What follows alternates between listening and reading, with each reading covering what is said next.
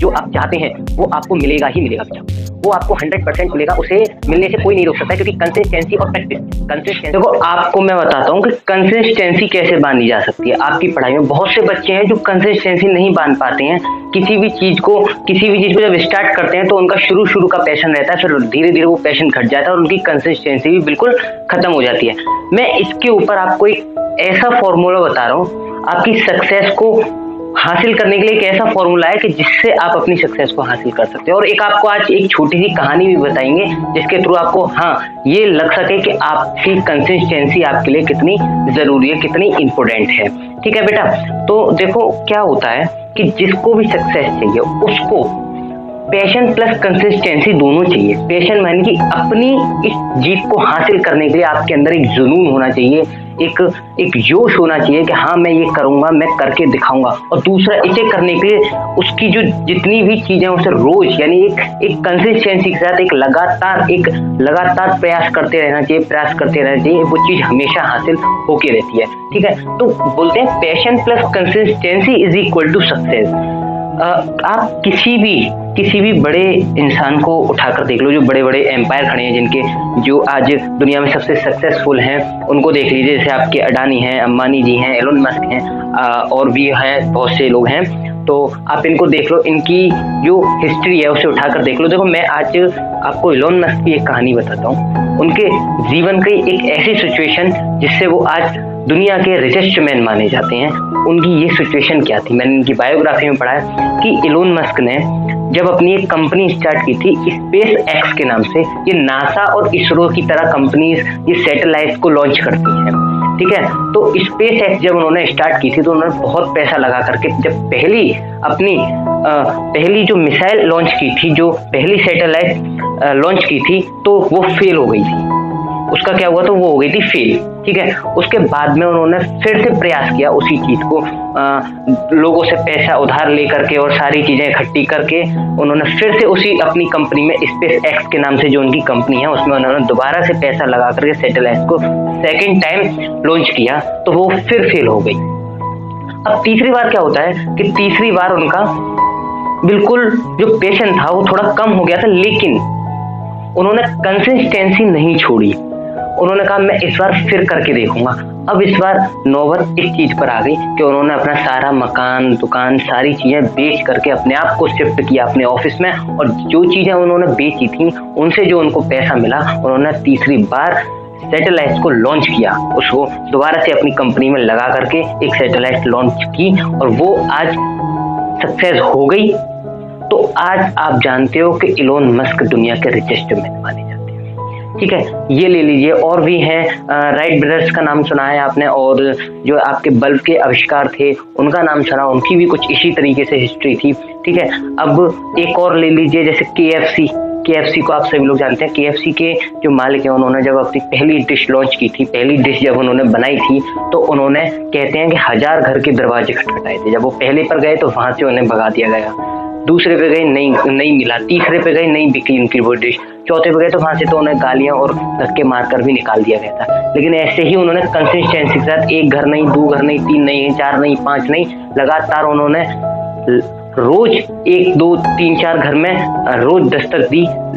एक टाइम ऐसा आया तो उन्होंने 1000वें घर में जब दस्तक दी तो वहां उनकी डिश पसंद की गई, और उस डिश को वो रोज कंसिस्टेंसी के साथ में उस घर में भेजा करते थे। और आप जैसे कि जानते हो KFC इंडिया की नंबर वन फूड में कंपनी है। इसकी जो खाना पीना वो बेस्ट माना जाता है KFC जो है। ठीक है, कैसे भी ले लीजिए, देखो बहुत सी चीजें हैं। अब ये तो रही बड़े बड़े लोगों की बातें, ये तो रही इंसान की बातें। आपकी प्रकृति की बताता हूँ। इंडिया की सबसे बड़ी नदी क्या मानी जाती है? गंगा नदी। उसका उद्गम कहाँ से हुआ है? ये मानो उसका उद्गम हुआ है हिमालय से, और हिमालय से जो बर्फ है उसकी छोटी छोटी बूंदें, उसकी जो बूंदें हैं वो मिनट पर बार एक बूंद गिरती है, फिर सेकंड बाद एक और बूंद गिरती है, फिर कुछ सेकंड बाद एक और बूंद गिरती है, फिर कुछ सेकंड के बाद एक और बूंद गिरती है। बूंद बूंद करके ये नदी बनी, और नदी ये सदियों से चलती आ रही है, क्योंकि उस बूंद की जो कंसिस्टेंसी है वो रुक नहीं रही है, और हर पर मिनट, हर पर सेकंड के बाद में वो टपकती है, जिससे वो इतनी बड़ी नदी बनती है। और उसी कंसिस्टेंसी की वजह से आज आप गंगा को पूजते हैं।